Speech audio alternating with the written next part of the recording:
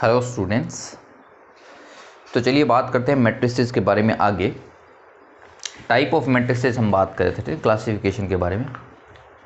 तो हमने diagonal matrix के बारे में पढ़ा कि भाई डायगोनल मैट्रिक्स क्या होती है, जिसके डायगोनल के एलिमेंट्स तो हों और बाकी सारे नॉन जीरो वैल्यू बाकी सारे जीरो हों। डायगोनल एलिमेंट को छोड़ के, यानी ऑफ डायगोनल एलिमेंट जिसको बोलते हैं, वो सारे क्या होने चाहिए, जीरोस। तो उसको हम डायगोनल मैट्रिक्स बोलते हैं। अब फिर क्या हुआ, वो डायगोनल मैट्रिक्स के सारे एलिमेंट एक जैसे हो गए तो उसको हमने बोल दिया स्केलर मैट्रिक्स। और फिर जो एक जैसे सारे थे वो 1 1 1 अगर हो गए तो उसको हमने बोल दिया यूनिट मैट्रिक्स या फिर आइडेंटिटी मैट्रिक्स।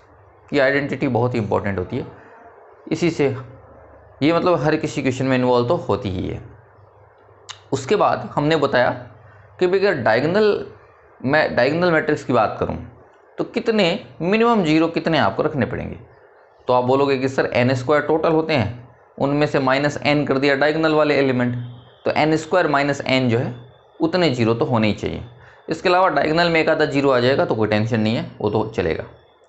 फिर पूछा जाएगा कि मैक्सिमम डिस्टिंक्ट एंट्री कितनी होगी डायगोनल में। ठीक है, फिर डायगोनल मैट्रिक्स है कोई भी, तो डिस्टिंक्ट एंट्री कितनी मैक्सिमम ले सकते हैं। डिस्टिंक्ट एंट्री का मतलब क्या हो गया कि मतलब भाई डायगोनल के मान लीजिए 3 ऑर्डर का है तो डायगोनल के तीनों अलग अलग ले लिए और एक जीरो हो गया, तो टोटल कितने हो गए, 4। समझ में आई बात। तो आप क्या बोलोगे, सर n ऑर्डर है तो डायगोनल के जो n एलिमेंट है उनको अलग अलग ले लो तो डिस्टिंक्ट हो जाएंगे। तो n तो वो हो गए और एक जीरो और ले लो जो कि बाकी जगह पे रखना पड़ेगा, तो इसीलिए आंसर कितना आ जाएगा, n+1। ऐसे हम बात कर सकते हैं। ठीक है, अभी अपन बात करने वाले हैं अपर ट्राइंगुलर मैट्रिसेस। ठीक है, ये भी स्क्वायर में ही आता है, जैसा कि मैं आपको बता रहा था स्क्वायर के ही पार्ट में आगे बता रहा था, तो ये भी डेफिनेटली किस में आता है, स्क्वायर मैट्रिक्स में आता है। तो ये क्या है, अपर ट्राइंगुलर मैट्रिक्स। इसमें क्या होता है, बहुत ही आसान सी चीज है। अगर अपर ट्राइंगुलर मैट्रिक्स है तो डायगोनल को ऐसे लेके अगर ऊपर की साइड में आप ट्राइंगल बनाओ तो यहाँ पे वैल्यूज होनी चाहिए, इसके अलावा सभी जगह पर वैल्यूज क्या होनी चाहिए, जीरो होनी चाहिए। तो ऐसी चीज को हम क्या बोलते हैं, अपर ट्राइंगुलर मैट्रिसेस। तो इसको हम लिखेंगे क्या, A = Aij is called upper triangular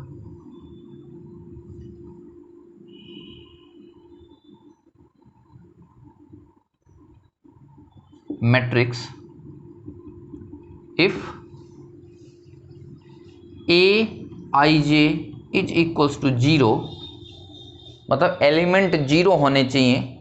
कौन से वाले एलिमेंट जीरो होने चाहिए, सर ये नीचे वाले। इन नीचे वालों का नाम क्या होता है, देख लीजिए भाई। कोई भी मैट्रिक्स इस तरीके से होती है, स्क्वायर मैट्रिक्स की अगर हम बात करूं तो एक उसमें डायगोनल होगा, तो डायगोनल वाले एलिमेंट्स को हम क्या बोलते हैं, सर Ai ये वाला एलिमेंट बोलते हैं। Ai का मतलब क्या हो गया, डायगोनल वाले एलिमेंट के लिए i बराबर हमेशा कितना रहता है, j। ठीक है, अगर मैं आपसे पूछूं इधर वाले एलिमेंट जो हैं, ये सारे एलिमेंट है, इनके लिए क्या रहेगा, तो आप ध्यान से देखिए भाई। पहला 1 1 हो गया, दूसरा कितना हो गया, 1 2 1 3, ऐसे होएगा। तो आप देख सकते हो इन सब के लिए i तो छोटा है, j बड़ा है। अगर मैं पूछूं इस साइड वाले जो एलिमेंट हैं वो सारे कैसे होंगे, तो आप बोलोगे सर इनके लिए i बड़ा होगा और j छोटा होगा। तो अगर मैं बोलूं i > j, मतलब कौन से वालों की बात कर रहा हूं, इधर वालों, डायगोनल के नीचे वालों की बात कर रहा हूं। अगर मैंने बोला i = j तो आप क्या बोलोगे, सर डायगोनल वालों की बात कर रहे हो आप लोग। और अगर i < j है तो इन ऊपर के साइड वालों की बात हम कर रहे हैं।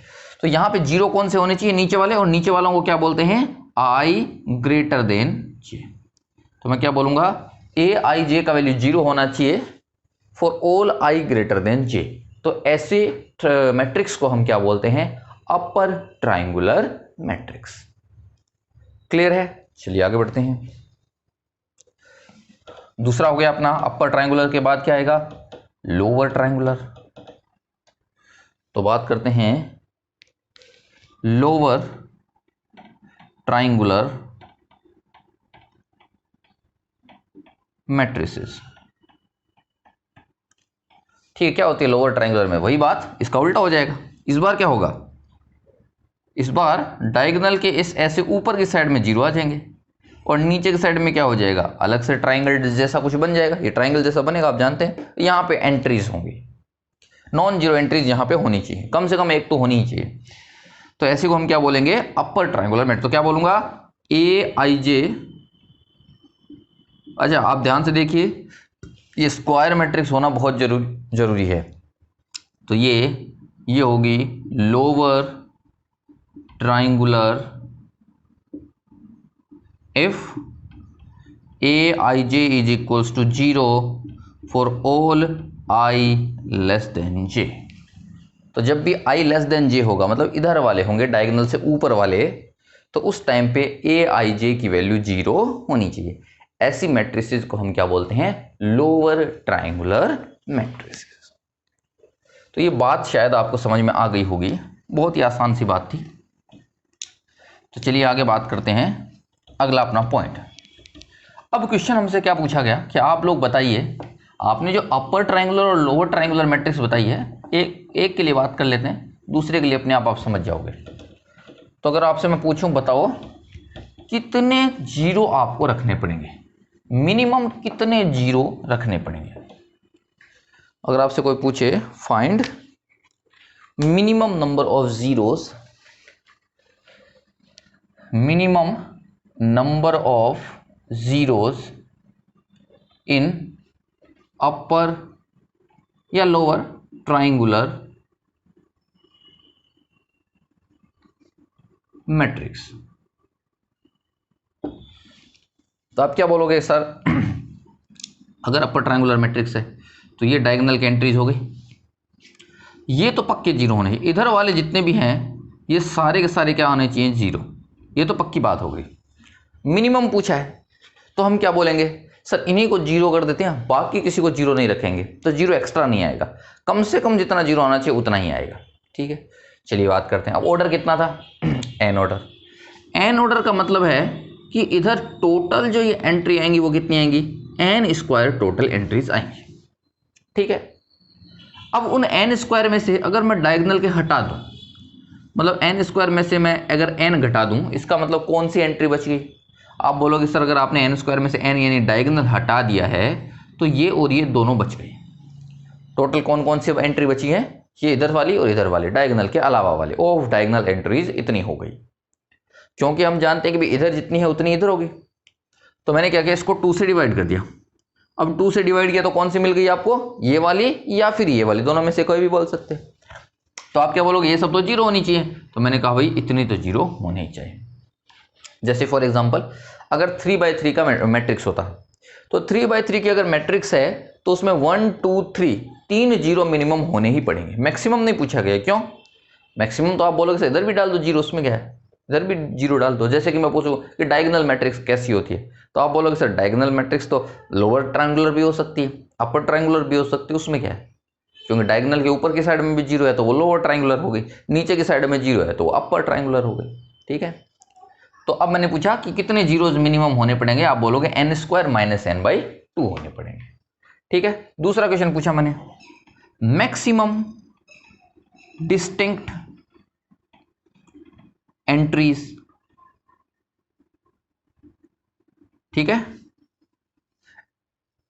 एलिमेंट्स भी बोल सकते हो। तो मैक्सिमम कितने मैक्सिमम कितनी एंट्रीज आपको रखनी पड़ेगी, कितने एलिमेंट आपको रखने पड़ेंगे, ज्यादा से ज्यादा रखना है आपको। ठीक है, तो आप क्या बोलोगे, सर ज्यादा से ज्यादा रखना है मतलब अलग अलग रखना है, तो सभी को अलग कर देते हैं। सभी को अलग कर दिया, इसका मतलब क्या हो गया, आप बोलोगे कि सर जो ये डायगोनल के n है उनको अलग रखो, ये सारे के सारे अलग होने चाहिए, प्लस ये जो इधर है उनमें भी कोई कॉमन रखो नहीं रखो, वो भी सारे अलग अलग कर दो। तो ये कितने होंगे, n² - n/2। समझ में आ गई बात, ये वाले कितने होंगे, n², हमें याद कर लेना, ये जो डायगोनल वाले होते हैं ये कितने होते हैं, n होते हैं, ये कितने होते हैं, n² - n/2 होते हैं, ये भी कितने होते हैं, n² - n/2 होते हैं, टोटल को मिला के n² बन जाएगा।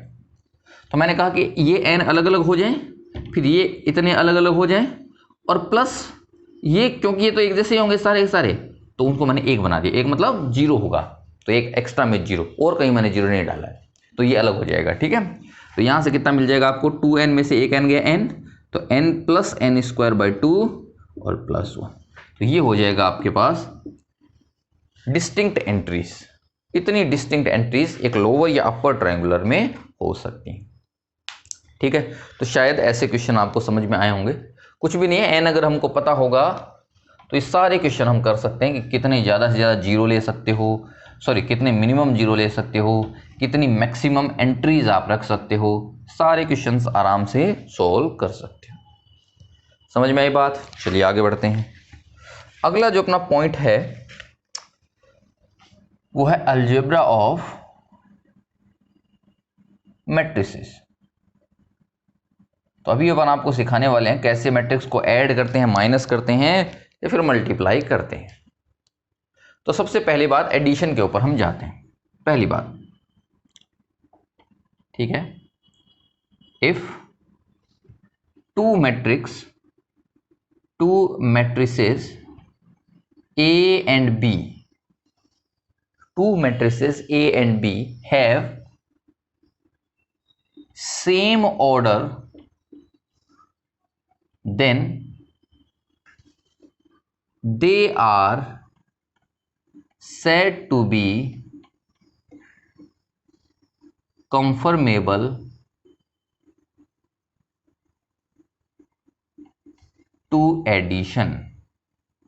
They are said to be conformable to addition.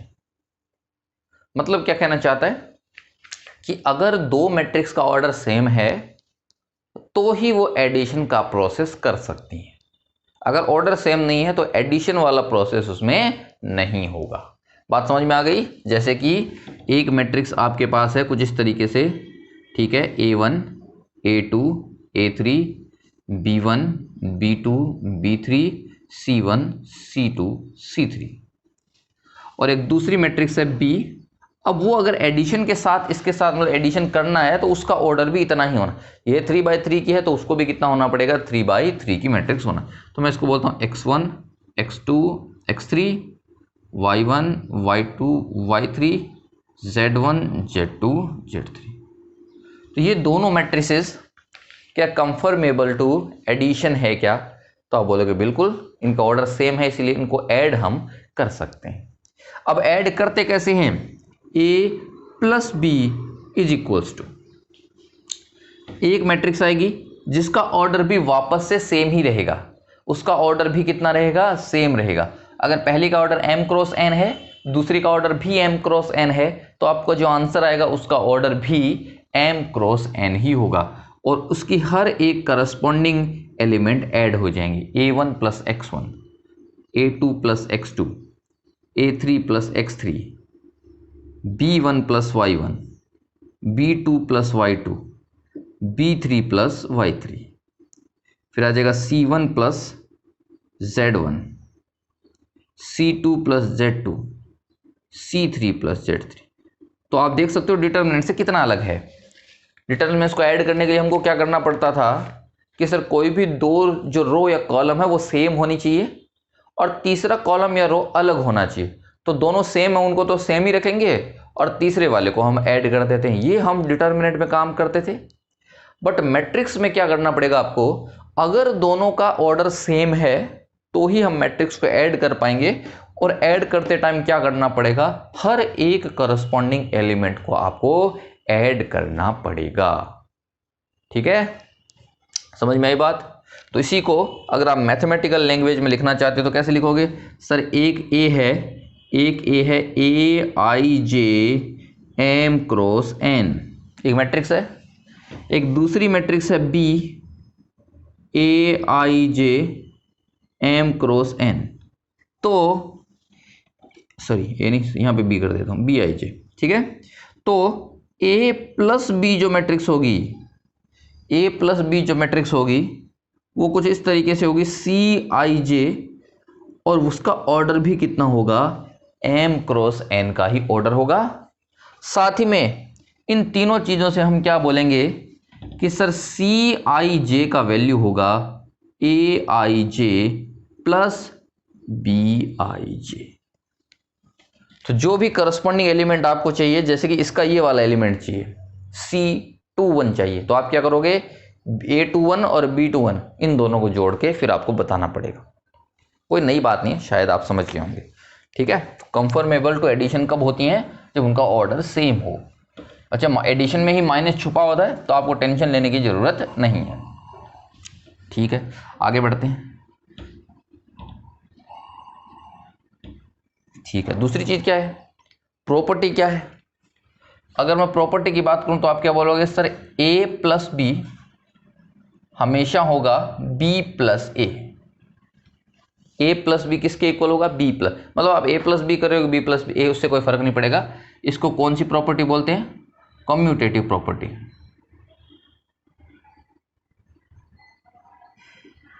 ठीक है, इसको नाम को याद रख लेना। क्यों? कई बार पूछ लेते हैं क्या एडिशन प्रोसेस कम्यूटेटिव होता है क्या? कम्यूटेटिव होने का मतलब कहीं पर भी पूरी मैथमेटिक्स में रिलेशन हो, चाहे फंक्शन हो, चाहे मैट्रिक्स हो, कम्यूटेटिव का मतलब क्या होगा? ए प्लस बी बी प्लस ए के बराबर है क्या? रिवर्स करके ऐड करना है। कोई पूछे कि सी और डी कम्यूटेटिव है क्या, तो क्या चेक करोगे? सी प्लस डी और डी प्लस सी दोनों से सेम आना चाहिए, तो आप बोलोगे ये कम्यूटेटिव तो है। ठीक है, दूसरी प्रोसेस क्या होती है कि ए प्लस बी प्लस सी, मान लीजिए तीन है, तीन आपके पास मैट्रिसेस हैं ए प्लस बी प्लस। तो आपने क्या किया? पहले तो निकाला इस तरीके से, मतलब पहले तो आपने बी प्लस सी कैलकुलेट किया और उसमें ए ऐड कर दिया, और एक बार आपने क्या किया? पहले ए प्लस बी निकाला और जो आंसर आया उसमें सी ऐड किया। समझ में आ गई बात? पहले वाले काम में आपने क्या किया है? बी प्लस सी को पहले ऐड किया, फिर ए ऐड किया, और दूसरे वाले काम में आपने क्या किया? ए प्लस बी को पहले ऐड किया, जो आंसर आया उसको सी में ऐड किया। आई बात समझ? ये दोनों इक्वल होंगे एडिशन के प्रोसेस में। इस प्रॉपर्टी को बोलते हैं एसोसिएटिव प्रॉपर्टी। तो क्या एडिशन एसोसिएटिव प्रॉपर्टी को फॉलो करता है क्या? बिल्कुल करता है। क्या एडिशन कम्यूटेटिव प्रॉपर्टी को सपोर्ट करता है क्या? फॉलो करता है क्या? बिल्कुल करता है। ठीक है, इसके अलावा एक लाइन और आप लिख लीजिए, A and B are said to be A and B are said to be additive inverse if A plus B is equals to null matrix। अगर ए और बी को जोड़ने से नल मैट्रिक्स आ रही है तो ए और बी को एक दूसरे का एडिटिव इनवर्स बोला जाता है। ये तो याद करना, ये तो लाइन है, इसको तो याद करना पड़ेगा। अब इसमें तो मैं कुछ भी नहीं कर, मेरे को भी बहुत टाइम लगा था याद करने के लिए, आपको शायद अभी याद हो गया होगा। तो तीनों बातें आपको याद है। अच्छा, इन सब बातों में एक बात नहीं लिखी। ठीक है, क्या? ये तीनों बातें कभी काम करेंगी? If define. ये बात तो आपको हमेशा ध्यान रखनी है। ये काम तो कब करना है? अगर डिफाइन हो। जैसे कि मान लीजिए ए और बी का ऑर्डर ही सेम ना हो, तो क्या वो कम्यूटेटिव हो पाएंगी? क्या नहीं हो पाएंगी। क्यों नहीं हो पाएंगे? ऐड ही नहीं कर पाएंगे। अगर ए और बी का ऑर्डर सेम है तो ये प्रोसेस कर ही नहीं पाएंगे। अगर ए और बी का ऑर्डर सेम नहीं है तो आप क्या बोलोगे? ये प्रोसेस कर ही नहीं पाएंगे। तो इसीलिए अगर ये पॉसिबल है तो ही हमको बताना है। तो ए प्लस बी अगर बी प्लस ए के इक्वल हो तो कम्यूटेटिव बोलेंगे। ये अगर प्रोसेस चल रही हो बी प्लस सी पहले फिर ए और ए प्लस बी पहले फिर सी, तो उसको हम बोलेंगे एसोसिएटिव प्रॉपर्टी। और अगर ए प्लस बी की वैल्यू नल मैट्रिक्स आ रही है, वो जीरो नहीं है, क्या है? Null matrix. तो अगर नल मैट्रिक्स आ रही है तो क्या बोलोगे? वो एडिटिव इनवर्स बोला जाएगा। तो शायद आपको एडिशन का प्रोसेस समझ में आ गया है। बहुत ही आसान सा प्रोसेस है मैट्रिक्स का एडिशन। दूसरी बात हम करते हैं मल्टीप्लिकेशन विद स्केलर। स्केलर का मतलब है कांस्टेंट। कोई कांस्टेंट है उससे हम मैट्रिक्स को मल्टीप्लाई करना चाहते हैं। बहुत ही आसान सा तरीका है। क्या देखिए, मान लीजिए कोई के था और एक मैट्रिक्स थी इस तरीके से A1 A2 A3 B1 B2 B3 C1 C2 C3। तो बहुत धीरे से मैं आपको बता रहा हूँ, तो ऐसा मत समझना कि सर क्यों पका रहे हो आप लोग, थोड़ा तेज़ी में बताइए। ठीक है, तो कोई बात नहीं, सबके लिए है ये वीडियो, क्योंकि 11th वाले भी इसको देखने वाले हैं, 12th वाले भी देखेंगे, तो थोड़ा आराम से मैं चल रहा हूँ। इसको ध्यान से अगर आप समझ लोगे तो आगे कभी प्रॉब्लम नहीं आएगी। मैट्रिक्स और डिटर्मिनेंट में आपको कंफ्यूज नहीं होना है। तो अगर डिटर्मिनेंट होता था तो हम क्या बोलते थे? ये जो के है वो ओनली किसी एक रो में जा पाता या ओनली किसी कॉलम में जा पाता। लेकिन मैट्रिक्स में क्या होता है, मैट्रिक्स में ये वैल्यू आ जाएगी KA1, KA2, KA3, ठीक है, KB1, KB2, KB3, KC1, KC2, KC3, ऐसे हो जाता है। मतलब इसको शॉर्ट में लिखे तो कि अगर कोई ए मैट्रिक्स इस तरीके से है AIJ M क्रॉस N, चलेगा, कोई भी ऑर्डर की मैट्रिक्स हो सकती है, कोई प्रॉब्लम नहीं है, ठीक है। तो KA जो कि होगा KAIJ M क्रॉस N, वो हो जाएगा के अंदर जाके KAIJ M क्रॉस N। मतलब क्या होगा कि ये जो K है वो हर एक एलिमेंट के साथ मल्टीप्लाई होगा, चाहे उसका ऑर्डर कितना भी हो। आई बात समझ में? आगे बढ़ते हैं। तो डिटर्मिनेंट और मैट्रिक्स में क्या फ़र्क है? मैट्रिक्स में सभी के साथ K मल्टीप्लाई होगा, डिटर्मिनेंट में ओनली एक रो या ओनली एक कॉलम के पास ही वो K जा पाता था, ठीक है। अगली बात करते हैं। अगर मैंने पूछा लेट AIJ, ठीक है, is a square matrix of order n, ठीक है। एक बात आपको बोली गई है, कोई एक ए मैट्रिक्स है, स्क्वायर मैट्रिक्स, उसका ऑर्डर कितना है n, ये बात पता चल गई। तो determinant value of KA, determinant value of KA मतलब पहले तो A था, उसको आपने K से मल्टीप्लाई किया, तो इस A को मान लीजिए 3 ऑर्डर की मैं बात कर रहा हूं, तो मैंने क्या किया, इसको K को मल्टीप्लाई किया तो सभी के पास K आ गया। आई बात समझ में? ठीक। क्योंकि ये अब डिटर्मिनेंट बन गया, अब डिटर्मिनेंट वैल्यू निकालने, तो इन दोनों बॉक्सेस को हटा के हमने सीधी लाइन यहां पे कर दी। तो जैसे ही सीधी लाइन करी तो ये डिटर्मिनेंट बन गया। डिटर्मिनेंट बना तो यहां से एक K बाहर आएगा, यहां से एक K बाहर आएगा, यहां से एक K बाहर आएगा, तो टोटल बाहर क्या आ जाएगा, K की पावर 3। अगर इस क्वेश्चन में बात करूं तो डिटर्मिनेंट्स के बाहर क्या आएगा, K की पावर 3 आएगा। आई बात समझ में? ठीक है। तो अगर ऑर्डर n होता तो बाहर कितना आता, K की पावर n बाहर आ जाता। तो मैं क्या बोल सकता हूं, ये आंसर आएगा K की power n into determinant value of A। तो जैसा कि आप देख सकते हो ये फॉर्मूला कोई बड़ा फॉर्मूला नहीं है, कोई नया फॉर्मूला नहीं, ये तो आप जानते हो कि सर मैट्रिक्स तो A थी, उस मैट्रिक्स को जब मैंने मैट्रिक्स के फॉर्म में K से मल्टीप्लाई किया तब तो वो K सभी के पास चला गया। अब मैंने उस मैट्रिक्स को तो मैट्रिक्स नहीं रहने दिया, उसको डिटर्मिनेंट बना दिया, क्योंकि स्क्वायर मैट्रिक्स थी तो डिटर्मिनेंट उसको बना सकते हैं। तो जैसे ही मैंने डिटर्मिनेंट बनाया, अब मैंने K को बाहर वापस निकालना चाहा तो K ने मना कर दिया। K बोलेगा अब मैं इनके साथ घुल मिल गया हूं तो सभी के साथ मैं बाहर नहीं आऊंगा, एक रो के अंदर से मैं अकेला बाहर आऊंगा, दूसरी रो के अंदर से दूसरा वाला बाहर आएगा, तीसरी के अंदर से तीसरा वाला बाहर आएगा, तो यहां से K क्यूब बाहर आ जाएगा टोटल। अगर ऑर्डर n होता तो हर एक रो से एक एक आता, मतलब टोटल K की पावर n बाहर आ जाती। समझ में आई बात? तो ये इंपॉर्टेंट फॉर्मूला होता है और हमेशा आपको याद रखना है कि अगर स्केलर के साथ मल्टीप्लाई करते हैं तो क्या होता है। अब स्केलर में सब आ गए, प्लस वाले भी माइनस वाले भी, तो माइनस होगा तो भी क्या हो जाएगा, ठीक है, -1 की पावर n बाहर आ जाएगी, उसमें क्या है, कर सकते हैं ऐसा। चलिए आगे बढ़ते हैं।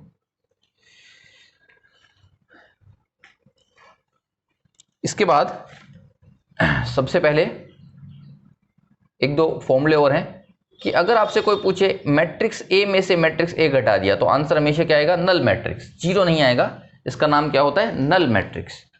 दूसरी चीज क्या है, determinant of A plus B, इसको मैं लिख सकता हूं determinant of A plus determinant of B। मतलब इस तरीके से अगर determinant value of A plus B हो, ऑफ कोर्स स्क्वायर मैट्रिक्स होनी चाहिए, तो इसको अलग अलग अपन ऐसे खोल सकते हैं,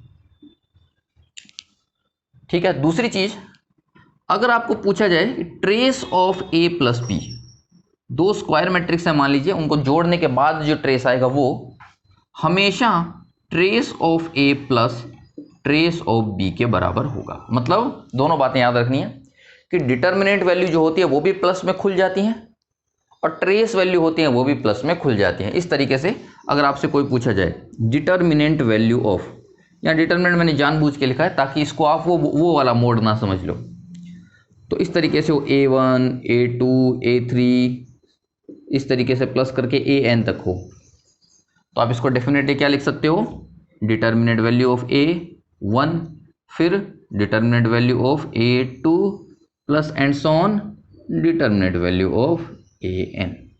सेम काम आप किसके लिए कर सकते हो, ट्रेस के लिए भी कर सकते हो। तो ये दोनों प्रॉपर्टीज आपको याद रखनी है कि दो जो मैट्रिक्स होंगी, स्क्वायर मैट्रिक्स जो होंगी, इफ पॉसिबल तो डिटर्मिनेंट वैल्यू को भी प्लस के साथ अपन ओपन कर सकते हैं और ट्रेस वैल्यू को भी अपन प्लस के साथ ओपन कर सकते हैं। अगला जो अपना पॉइंट आता है वो पॉइंट है मैट्रिक्स मल्टीप्लिकेशन। मैट्रिक्स मल्टीप्लिकेशन, इसके बारे में थोड़ा सा आपको ध्यान से सुनना है। क्या होता है मैट्रिक्स मल्टीप्लिकेशन? सबसे पहली बात let matrix A has order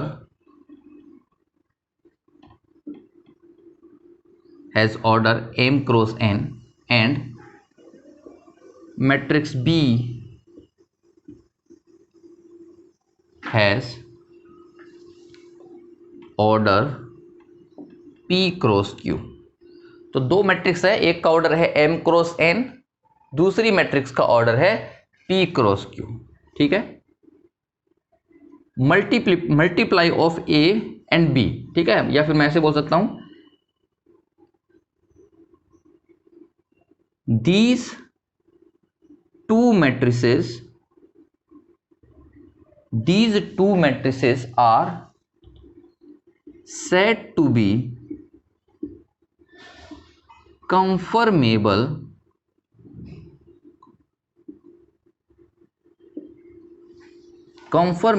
to multiplication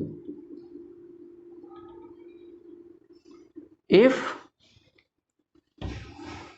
n is equals to p। ठीक है, these two matrices are said to be conformable to multiplication if n is equals to p and order of AB will be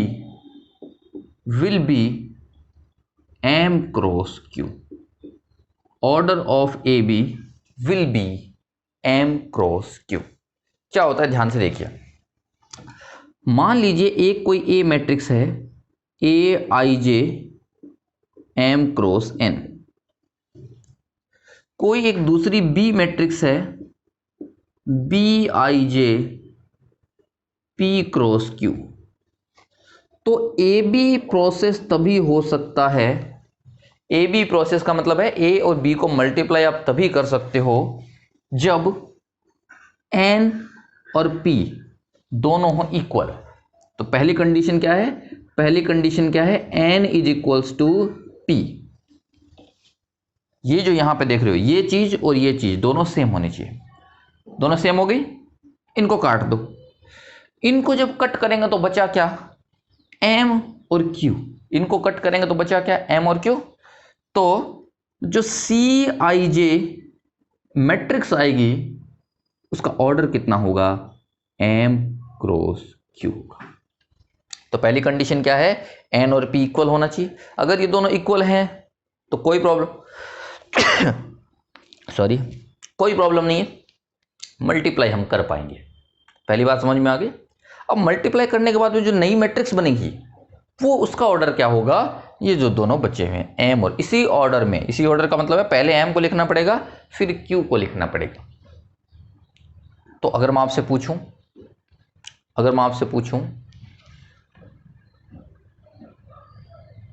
इसी बात को उल्टा करके पूछ लिया,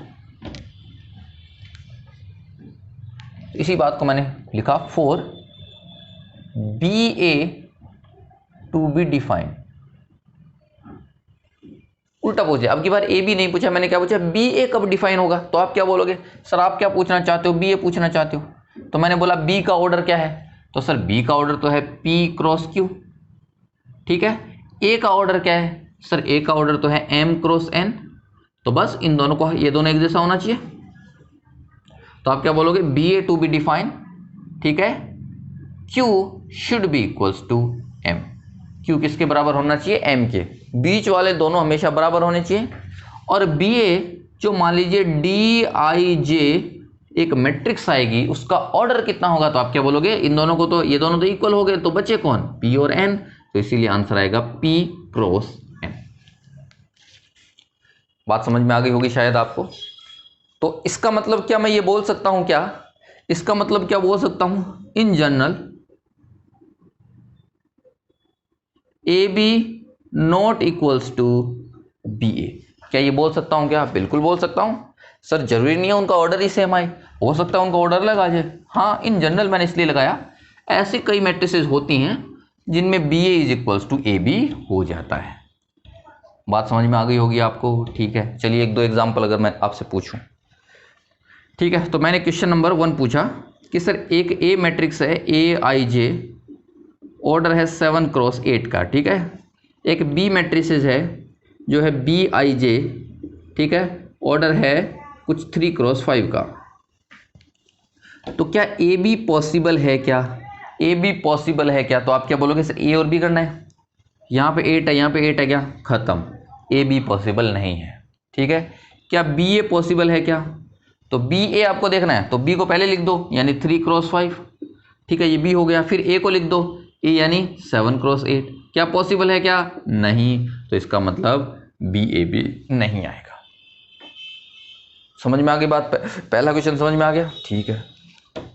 दूसरा क्वेश्चन, इसको कर दिया 5 क्रॉस 7। बताइए ए बी पॉसिबल है क्या, ए बी पॉसिबल है क्या। तो आप क्या बोलोगे, सर 8 और 5 अलग अलग हैं, पॉसिबल नहीं है। बी ए पॉसिबल है क्या, बी ए पॉसिबल है क्या।